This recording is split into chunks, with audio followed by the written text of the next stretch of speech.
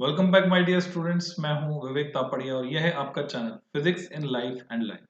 बच्चों, हम लोग इलेक्ट्रोमैग्नेटिक वेव्स पढ़ चुके थे और उसमें 3 लेक्चर के बाद जो है हमने क्वेश्चन आंसर सॉल्व किए थे। आपको पता है लेक्चर नंबर 4 में हमने सॉल्व एग्जांपल्स डिस्कस किए थे बच्चों। और इन सॉल्व एग्जांपल्स के बाद अब बारी है एक्सरसाइज के क्वेश्चन की। So let's start with exercise questions. कौन कौन से एक्सरसाइज क्वेश्चन आपको करने हैं वो भी आपको समझ में आ जाएगा, कैसे करने हैं। कुछ में मैं हिंट दूंगा, कुछ पूरे सॉल्व करवाऊंगा। सो लेट्स स्टार्ट बच्चों। अपनी एनसीईआरटी बुक आप ओपन कर सकते हैं और एनसीईआरटी बुक में ये है 8.3। तो तीसरा सवाल हम यहाँ से शुरू करने वाले हैं, थर्ड क्वेश्चन से। 8.1 8.2 आप छोड़ सकते हैं, वो आपको नहीं करने हैं। तो question is what physical quantity is the same. आपसे पूछा कौन सी फिजिकल क्वांटिटी सेम है फॉर एक्सरेज जिनकी वेवलेंथ है 10⁻⁻10 मीटर। देखो बच्चों, समझना है न्यूमेरिकल में जो डेटा दिया होता है उसको आपको महसूस करके तैयार करके चलना है, क्योंकि एक्चुअल में ये डेटा जो है आपको बता रहा है कि एक्सरे की वेवलेंथ, यानी रिवीजन का मौका आपको मिल रहा है। 10⁻10 मीटर होती है। Red light of wavelength 6800 angstrom. Red light की वेवलेंथ 6800 एंगस्ट्रॉम होती है obviously. And radio waves of wavelength 500 metre, तो 500 मीटर। तो आपको पता है 400 मीटर की रेस होती है, रेडियो वेव्स याद रखना है तो आप 400 मीटर 500 मीटर याद रख सकते हैं। सो इन सब में कॉमन क्या है, what physical quantity is same. तो हम जानते हैं ये कॉमन है c, speed of light, that is 3 into 10⁸ metre per second. All of these move in air और वैक्यूम विद सेम स्पीड। ये सभी निर्वात एवं वायु में समान वेग से गति करते हैं और वो कितना है, स्पीड ऑफ लाइट के बराबर। और साथ साथ ये भी इनमें कॉमन है कि सारे के सारे नेचर में कैसे हैं, ट्रांसवर्स, अनुप्रस्थ तरंग गति है, ट्रांसवर्स इन नेचर। सो ये कॉमन है। तो 8.3 हो गया। नेक्स्ट पे चलते बच्चों 8.4। एक प्लेन इलेक्ट्रोमैग्नेटिक वेव है जो कि ट्रैवल कर रही है वैक्यूम में और जा रही है जेड डायरेक्शन में। तो what can you say about the directions of its electric and magnetic field vectors, उनके बारे में आप क्या बता सकते हैं। तो एनसीईआरटी में जो डायग्राम आपको दिया हुआ है वो आप देख सकते हैं, वो जेड डायरेक्शन में जाने वाली वेव का ही है। तो अगर इसको हम प्रिडिक्ट करना चाहते हैं तो मैंने कोऑर्डिनेट एक्सिस ड्रॉ की बच्चों। अब कोऑर्डिनेट एक्सिस में क्योंकि मुझे जेड डायरेक्शन में जाने वाली वेव को दिखाना है तो मैं इसको जेड लूंगा। सीक्वेंस मेंटेन करना होता है हमको, इसका मतलब ये एक्स होगा ये वाई होगा। तो इलेक्ट्रिक फील्ड के वेरिएशन अगर एक्स जेड प्लेन में होंगे लाइक दिस, तो मैग्नेटिक फील्ड के वेरिएशन होंगे वाई जेड प्लेन में, सेम फ्रीक्वेंसी, क्योंकि दोनों के बीच फेज डिफरेंस 0 होता है। तो इलेक्ट्रिक फील्ड और मैग्नेटिक, वही जो डायग्राम एनसीईआरटी में दिया हुआ है आप उसको रेफर कर सकते हैं। मैंने डायग्राम जल्दी में बनाया तो उतना अच्छा नहीं बनाया, हालांकि अच्छा बनाना आता है मेरे को। If the frequency of the wave, अच्छा तो पहले तो पूछा है कि आप ये बताएं direction of electric and magnetic field. तो बच्चों इलेक्ट्रिक फील्ड है एक्स जेड प्लेन में, ठीक है। तो इसके लिए हम क्या बनाएंगे, आई कैप डायरेक्शन लेंगे, आई कैप। और मैग्नेटिक फील्ड है वाई जेड प्लेन में, तो मैग्नेटिक फील्ड के लिए हम डायरेक्शन बताएंगे जे कैप। और तीनों की डायरेक्शन इस तरह से इंटर रिलेटेड है कि z की डायरेक्शन यानी डायरेक्शन ऑफ वेव प्रोपेगेशन अगर उसको मैं k कैप से दिखा रहा हूं तो हम जानते हैं k cap equal to i cap cross j cap, e cross b से हमें डायरेक्शन मिलती है। This is the relation. आगे पूछा है वेव की फ्रीक्वेंसी 30 मेगाहर्ट्ज है तो इसकी वेवलेंथ क्या होगी। तो we know that lambda equal to c by nu. तो आपने ये फॉर्मूला लगाया, c की वैल्यू रखी आपने 3 into 10⁸ और न्यू की वैल्यू रखी जो कि दी हुई है 30 मेगा, मेगा मतलब 10⁶। सो व्हाट वी गेट, ये हमारे पास रिजल्ट आ गया 10 मीटर। सो इस तरह से हम ये क्वेश्चन करेंगे। Next 8.5। A radio can tune into any station in the 7.5 megahertz to 12 megahertz band. ठीक है, ये रेंज है। तो कैसे करना है न्यूमेरिकल को बच्चों? सबसे पहले आपको लिखना है गिवन। तो क्या क्या आपको दिया हुआ है? आपको दिया हुआ है frequency range, new lower, lower frequency है 7.5 मेगाहर्ट्ज। मेगा को हम लिखते हैं बच्चों 10⁶, तो 10⁶ हर्ट्ज। एंड आपके पास है न्यू हायर, वो है 12 मेगाहर्ट्ज।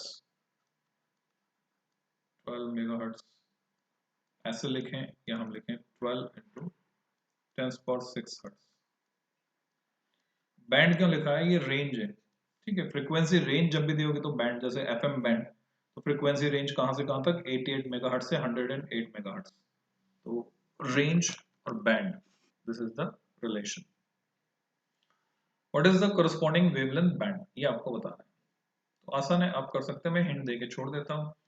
लैम्डा एल जो होगी वो न्यू एच के कोरस्पॉन्डिंग होगी, क्योंकि फ्रीक्वेंसी और वेवलेंथ में रिलेशन उल्टा चलता है। तो ये होगा C upon nu H. And lambda M या लैम्डा हाई, एम से मैक्सिमम, हाई से एस से हाई, तो लैम्डा एच जो होगा बच्चों वो होगा सी अपॉन न्यू लो। तो यहाँ जो भी वैल्यू आप रखेंगे, यहाँ पे आपको रेंज मिल जाएगी। 3 into 10⁸ आपको पता ही है, so you may do that. 8.7 amplitude of the magnetic field part. जहां भी वर्ड आ जाए एम्पलीट्यूड आपको समझना है। एम्पलीट्यूड मतलब होता है मैक्सिमम वैल्यू, मैक्सिमम मैग्नीट्यूड, उसी को हम एम्पलीट्यूड कहते हैं। तो magnetic field part of A harmonic electromagnetic wave in vacuum is, आपको B0 की वैल्यू दी हुई है। तो व्हाट इज गिवन, उसको आप लिख सकते हैं। गिवन है peak value of magnetic field 510, ये n स्टैंड्स फॉर नैनो, यानी 10⁻⁹ टेस्ला, ये वैल्यू दी है। What is the amplitude of electric field part of the wave? आपसे पूछा क्या है? E0 पूछा है। तो जो आपने कैरेक्टरिस्टिक्स पढ़े थे उससे आपको फॉर्मूला याद आ जाना चाहिए। आप लिखेंगे वी नो दैट, क्या जानते हैं हम जानते हैं E0 by B0 equal to C। तो आप इसको यूज करें और आंसर निकाल लें। तो E0 की वैल्यू आपको मिलेगी, जिसमें आपको यूनिट लगाकर लिखना है बच्चों। देखो डायरेक्शन तो यहाँ निकालनी नहीं, डायरेक्शन पूछी होती है तो निकालते हैं। मैग्नीट्यूड निकालना है, यूनिट क्या लगेगी? वोल्ट पर मीटर आ जाएगी। You may do this simply 3 into 10⁸ से मल्टीप्लाई करते हैं, आपको रिजल्ट मिलने वाला है। Next question, suppose that, question number 8, electric field amplitude of an electromagnetic wave is, आपके पास फिर से E0 है, तो गिवन डेटा में मैं लिख सकता हूं E0 120 Newton per coulomb. Volt पर मीटर में भी नाप सकते हैं, न्यूटन पर कूलम में भी नाप सकते हैं। एंड फ्रीक्वेंसी दी हुई है आपको 50 मेगाहर्ट्ज 50 into 10⁶ हर्ट्ज। आपसे कह रहे हैं डिटरमाइन B0, B0 निकालो। तो बच्चों B0 हो गया, आपको पता है E0 upon B0 is C, तो B0 is E0 upon C। तो वो आप कैलकुलेट करेंगे अपने आप। और फिर कहा आपसे ओमेगा निकालो, तो ओमेगा होता है बच्चों 2 पाई न्यू, तो ये आप निकाल सकते हैं इस फ्रीक्वेंसी से। उसके बाद आपसे कहा है लैम्डा और के होता है 2 पाई बाय लैम्डा, साथ ही होता है ओमेगा अपॉन सी। आप ओमेगा की वैल्यू डालेंगे यहाँ पे 2 पाई न्यू अपॉन सी, तो ये आपको मिल जाएगा ओमेगा अपॉन सी। जो फॉर्मूला है ये कैसे आया आप समझ पाएंगे। ओमेगा की वैल्यू डालते हैं आपको यहाँ पे मिल जाएगा, 2 पाई न्यू डालेंगे तो न्यू बाय सी जो होता है। तो अभी ये हमारे पास आ गया के यहाँ से, और लैम्डा भी यहाँ से आ जाएगा। तो के भी निकाल लेंगे आप, लैम्डा भी निकाल लेंगे, क्योंकि आपके पास ओमेगा है ही सी और सी आप जानते हैं। Find expression for E and B. तो अब ई और बी के जो एक्सप्रेशन है वो आपको लिखना है। मींस वेक्टर में लिखा हुआ है, ये जो है ना वेक्टर में है। तो अब एम्पलीट्यूड आपके पास है, अच्छा डायरेक्शन आपके पास नहीं है, डायरेक्शन आपके पास नहीं है, तो हम क्या करेंगे, रेफरेंस ले लेते हैं जो एनसीईआरटी में दिया हुआ उसी को। तो रेफरेंस क्या है, E इक्वल टू E0, इसको हम मान लेते हैं x साइन kx के z डायरेक्शन में जा रही के जेड माइनस ओमेगा टी।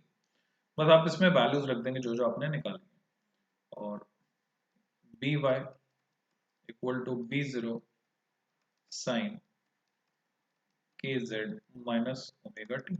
याद रखना आसान है, के पहले आता है एबीसीडी में और डब्ल्यू बाद में आता है, तो ऐसे आप तैयार कर सकते हैं। तो बच्चों E0 B0 की वैल्यू आपको मिल जाएगी, वो यहाँ पे रखेंगे। के की वैल्यू सेम आएगी दोनों एक्सप्रेशन में, ओमेगा की वैल्यू सेम आएगी दोनों एक्सप्रेशन में, बाकी z और t तो ऐसे ही रहेंगे। So 8.8 is over. Next, in a plane electromagnetic wave, electric field oscillates sinusoidally at a frequency of 2 into 10 power 10 hertz. ये आपको क्या दे दिया गया? Frequency new and amplitude 48 volt पर मीटर। यूनिट से भी पहचान सकते हैं कि ये इलेक्ट्रिक फील्ड की पीक वैल्यू है, एम्पलीट्यूड यानी peak value. What is the wavelength of the wave? आपसे पूछा लैम्डा क्या होगा, तो फॉर्मूला क्या काम आएगा हमारे? Lambda equal to c upon nu. What is the amplitude of oscillating magnetic field? B0 E0 upon B0 is c, so B0 is E0 upon c। यहां से हो जाएगा। तो इलेक्ट्रिक फील्ड हमेशा c टाइम्स हो रहा है मैग्नेटिक फील्ड का। Show that the average energy density of electric field equals the average energy density of magnetic field. Show that जब दिया हुआ है means you have to calculate, तो आप सी पार्ट के लिए क्या करने वाले हैं? Average energy density of electric field या तो आप कैलकुलेट करें हाफ एप्सिलॉन 0 ई आरएमएस का स्क्वायर, या फिर आप कैलकुलेट करें, क्योंकि आपके पास ई आरएमएस नहीं है, आपके पास पीक वैल्यू है, तो यू में कैलकुलेट 1/4 एप्सिलॉन 0 E0 का स्क्वायर, तो ये आपके पास आ जाएगा average energy density of electric field यानी यूई। ऊर्जा घनत्व विद्युत ऊर्जा घनत्व ऐसे बी पार्ट यानी मैग्नेटिक फील्ड, उसके लिए आप कैलकुलेट करेंगे 1/4 B0 की वैल्यू आपके पास है उसका स्क्वायर अपॉन म्यू 0 एप्सिलॉन 0 की वैल्यू आपको दे दी रहती है पेपर में, तो उससे आप कर सकते हैं। तो ये हो गया आपके 10 सवाल तक हमने कर दिया। 11वां question, suppose that the electric field part of an electromagnetic wave in vacuum is, ये इलेक्ट्रिक फील्ड का मैग्नीट्यूड है, peak value, this is E0, newton per coulomb उसकी यूनिट है, कंफ्यूज नहीं होना। साइन की जगह कॉस आया पर उससे कोई भी फर्क नहीं पड़ता है, आप इसको साइन की तरह ट्रीट करके कर सकते हैं। कोसाइन फंक्शन साइन फंक्शन दोनों का वेरिएशन सिमिलर होता है, बस π/2 का डिफरेंस होता है फेज में। अच्छा, ये आ गया ओमेगा आपके पास रेडियन पर मीटर, ओमेगा रेडियन पर मीटर में, क्योंकि y से मल्टीप्लाई किया हुआ है ना, तो ओमेगा पहले आ गया है, या ओमेगा रेडियन पर मीटर में दिया है, तो ये ओमेगा नहीं है बच्चों, ये के है, के वाई, दिस इज के। यूनिट से पहचानेंगे हम, क्योंकि ओमेगा की यूनिट तो क्या होगी? ओमेगा की यूनिट तो होगी रेडियन पर सेकेंड, रेडियन पर मीटर नहीं होगी, है ना।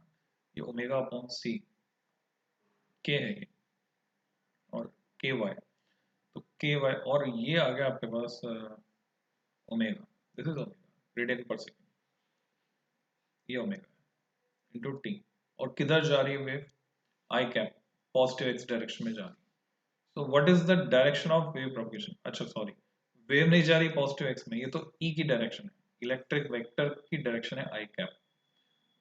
तो direction of propagation of wave कहां से पता चल रही है? वाई से, और इस पॉजिटिव साइन से। ये पॉजिटिव साइन ये कह रहा है कि नेगेटिव साइड में जाएगी, और वाई दिखा रहा है कि वाई एक्सिस के अलॉन्ग जाएगी। तो ए पार्ट का आंसर हुआ what is the direction of wave propagation? Negative y axis के अलॉन्ग, नेगेटिव वाई एक्सिस के अलॉन्ग मैं दिखा सकता हूं unit vector minus j cap, ये डायरेक्शन। बी पार्ट में पूछा है what is the wavelength lambda, तो लैम्डा हम कहां से निकाल सकते हैं? लैम्डा हम निकाल सकते हैं के से, k equal to 2 pi upon lambda, यहाँ से हमें लैम्डा मिल जाएगा। सी पार्ट में पूछा फ्रीक्वेंसी क्या है, तो हम ओमेगा से निकाल सकते हैं, ये ओमेगा है यहाँ पे, तो omega equal to 2 pi nu, ये फॉर्मूला आपके काम आएगा। डी पार्ट में पूछा what is the amplitude of magnetic field part of the wave, तो एम्पलीट्यूड इलेक्ट्रिक फील्ड का आपके पास है। अब फिर से ये फॉर्मूला फैमिलियर हो गया, अब तो रट गया होगा, इतने क्वेश्चन हमने किए। और ई पार्ट में पूछा है एक्सप्रेशन फॉर मैग्नेटिक फील्ड, तो B इक्वल टू B0। आप देख सकते हैं कि अगर मैं कोऑर्डिनेट एक्सिस बना देता हूं, हमारी वेव जा रही है नेगेटिव y में, यानी वेव नीचे जा रही है, सपोज ऐसे नीचे जा रही है, अगर इसको मैं x मान लेता हूं, इसको y, इसको z, तो वेव इधर नीचे जा रही है कहीं, और कोसाइन फंक्शन है, कोसाइन फंक्शन है तो कुछ इस तरह से। तो यहां से आपको 3D में इमेजिन करना पड़ेगा कि अगर ये इलेक्ट्रिक वेक्टर के वाइब्रेशन जो x एक्सिस के अलोंग जा ये हो रहा है ना, इलेक्ट्रिक वेक्टर का वाइब्रेशन एक्स वाई प्लेन में, y ऊपर नीचे एक्स वाई प्लेन में, तो z एक्सिस के अलोंग मैग्नेटिक फील्ड है, तो ये BZ रहेगा, ठीक है। तो यहाँ पूरी इक्वेशन आने के बाद जो लास्ट में आएगा वो आएगा बच्चों z। अब आपको ये भी पता है कि रिलेशन क्या होता है, रिलेशन होता है अगर प्रोपेगेशन की जो डायरेक्शन है उसको मैं यहाँ पे दिखा रहा हूँ कि वो है -j,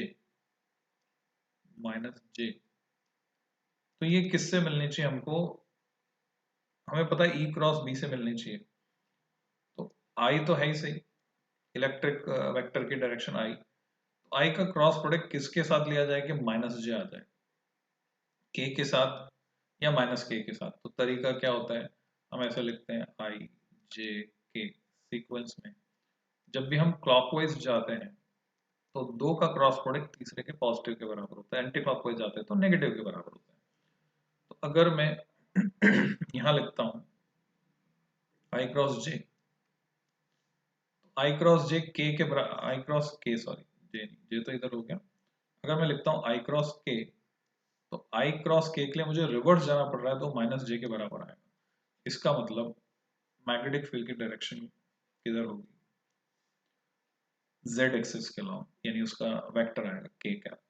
बाकी इक्वेशन सिमिलर इक्वेशन आ जाएगी, वैल्यूज ये रहेंगी 1.8 और ये, बस ये E0 वैल्यू चेंज हो जाएगी, E0 की जगह B0 आ जाएगा, जो कि E0 अपॉन C होगा, B0 B हमेशा छोटा रहेगा। ऐसे ये क्वेश्चन। 12th क्वेश्चन है, बोल रहे 5% of the power of 100 watt bulb. Similar question हमने सॉल्व एग्जांपल किया था, उससे आपको आइडिया लग गया। 5% 100 वाट बल्ब की है, तो 100 वाट तो उसकी इनपुट पावर थी और उसकी एफिशिएंसी कम है, तो वो जो रोशनी है वो कितनी दे रहा है, उसकी 5%, यानी यहाँ पे जो पावर मुझे कंसिडर करनी है वो 5 वाट है। सिंपली 5% सीधे सीधे हो गया 5% of 100 watt converted to visible radiation, तो विजिबल रेडिएशन की जो पावर मुझे मिल रही है 5 वाट है। What is the average intensity of the visible radiation, average intensity आपसे पूछी, इंटेंसिटी को मैं आई से दिखाता हूँ, एवरेज इंटेंसिटी क्या होगी, तो हम जानते हैं इंटेंसिटी की जो यूनिट है वो होती है वाट पर मीटर स्क्वायर। एरिया यहाँ से हम कंसीडर करेंगे, ये सेम सॉल्व एग्जांपल देखेंगे तो आपको समझ में आ जाएगा। तो 1 मीटर डिस्टेंस से बल्ब है, बल्ब को हम पॉइंट सोर्स लेंगे और ये अजम्पशन इन्होंने दे रखा है आइसोट्रॉपिकली, और रिफ्लेक्शन को हम नेग्लेक्ट करना है। बल्ब की रोशनी जब फैलेगी तो एक स्फीयर में फैलेगी जिसका एरिया होगा 4 पाई आर स्क्वायर, इतने एरिया में फैलेगी, तो मैं एरिया से मल्टीप्लाई कर दूंगा सॉरी एरिया से डिवाइड कर दूंगा तो इंटेंसिटी आ जाएगी। तो एवरेज इंटेंसिटी पूछिए, तो 5 को इस एरिया से डिवाइड करेंगे तो इसका आंसर आ जाएगा, 10 मीटर रेडियस लेके उस एरिया से डिवाइड करेंगे तो इसका आंसर आ जाएगा, बस हो गया सब। तो वाट पर मीटर स्क्वायर हमको निकालना, average intensity of visible radiation. Next question,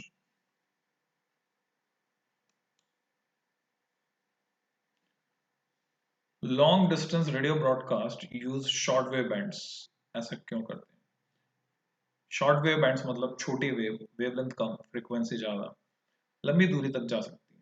These can travel up to long distances, that's why इसका जवाब हम दे चुके हैं। It is necessary to use satellite for long distance TV transmission, why? Satellite का इस्तेमाल क्यों करते हैं लॉन्ग डिस्टेंस टीवी ट्रांसमिशन? तो बच्चों मैं कहना चाहूंगा ये दोनों सवाल जो हैं इनकी जो डिटेल पहले EMW में एक्स्ट्रा डिटेल थी वो हटा दी, कुछ पोर्शन प्रोपेगेशन से रिलेटेड था तो उससे रिलेटेड ये दोनों क्वेश्चन। तो टीवी ट्रांसमिशन में अर्थ का जो कर्वेचर है वो आड़े आता है। आपको पता है कि टीवी भी FM बैंड यूज करता है सिग्नल के लिए, या FM से भी ऊपर ज्यादा फ्रीक्वेंसी इसकी होती है। इन सिग्नल का ट्रांसमिशन होता है antenna to antenna direct, transmitting antenna से रिसीविंग एंटेना डायरेक्ट, इसको हम कहते हैं LOS, line of sight communication. तो अगर आपसे कहें कि FM वेव में इतनी एनर्जी तो है कि वो दिल्ली से कोटा आ सके, पर दिल्ली FM का सिग्नल कोटा में हम नहीं पकड़ पाते, तो reason is because of earth curvature, कि अर्थ के कर्वेचर की वजह से सिग्नल कहीं ब्लॉक हो जाता है, ये सिग्नल यहाँ पर नहीं पहुंच पाता। सवाल है क्या अगर हम हॉट एयर बैलून में ऊपर उड़ जाएं और फिर वहां पर FM चलाएं तो दिल्ली का FM और दूसरा FM पकड़ पाएगा? तो जवाब है हाँ, अगर आप ऊपर उड़ गए कहीं जिससे direct line of sight communication हो पा रहा है, विजिबल पाथ मिल रहा है, तो सिग्नल पकड़ लेगा क्योंकि वेव में इतनी एनर्जी है। तो यही काम कौन करता है? सैटेलाइट करता है। सैटेलाइट ऊपर अगर आपने लगा दिया तो बीच में जो कर्वेचर आ गया, सैटेलाइट के थ्रू ट्रांसमिशन होगा, अर्थ का कर्वेचर बाधा नहीं बनेगा। नेक्स्ट क्वेश्चन, सी पार्ट है इसका। Optical and radio telescopes are built on the ground, इनको ग्राउंड पे बना, but X-ray astronomy is possible only from satellites orbiting the earth, why? आपको पता हो तो चंद्र या हबल ये ऐसे टेलीस्कोप हैं जो स्पेस स्टेशन में सेट किए गए हैं, जबकि रेडियो टेलीस्कोप हम अर्थ पे बनाते हैं और ऑप्टिकल टेलीस्कोप भी अर्थ पर हैं, ऊंचे ऊंचे पहाड़ों पर उनको सेट किया गया है। एक्सरे यूज करके एस्ट्रोनॉमी पॉसिबल है, इमेजिंग संभव है, पर एक्सरे के लिए हमारा एटमॉस्फेयर ट्रांसपेरेंट नहीं है, एक्सरे इसके आर पार आ जा नहीं सकती, तो एटमॉस्फेयर से बाहर हमें व्यवस्था करनी पड़ेगी अगर एक्सरे को भेजना है और वापस रिसीव करना है। तो यही इसका कारण है। और atmosphere is not transparent for X-rays. Small ozone layer on the top of atmosphere crucial for human survival because ये absorb करती है अल्ट्रावायलेट रेडिएशन को और हमें बचाती है उनके harmful effect. E, if the Earth did not have an atmosphere, अगर एटमॉस्फेयर नहीं होता, would its average surface temperature be higher or lower? अगर एटमॉस्फेयर नहीं होता, जैसे चंद्रमा पर नहीं है, तो आपको पता होना चाहिए वहां का टेम्परेचर रात में माइनस में चले जाता है बच्चों, माइनस में 150 डिग्री, -150 डिग्री सेंटीग्रेड। तो ये अर्थ का एटमॉस्फेयर ही है जो हमें बचाता है, ग्रीन हाउस इफेक्ट की मदद से ऐसा हो पाता है। तो अगर अर्थ में एटमॉस्फेयर नहीं होता तो इसका एवरेज टेम्परेचर ऑब्वियसली लो होता then what it is now. Some scientists have predicted that a global nuclear war, बहुत कोशिश की जा रही है इससे बचा जाए। अभी रिसेंटली आपने देखा भी होगा, अखबार में खबर भी छपी थी, तो कोई भी देश नहीं चाहता न्यूक्लियर वार, भारत और पाकिस्तान को भी साइन करने बाकी थे उस पर। On the earth would be followed by severe nuclear winter, अगर ऐसा हुआ तो लंबे समय तक, सदियों तक सर्दी छा जाएगी, with A devastating effect on life on earth, सभी तरह का जीवन पृथ्वी से समाप्त होने की संभावना है। What might be the basis of this prediction, ऐसा सोचने का कारण क्या है?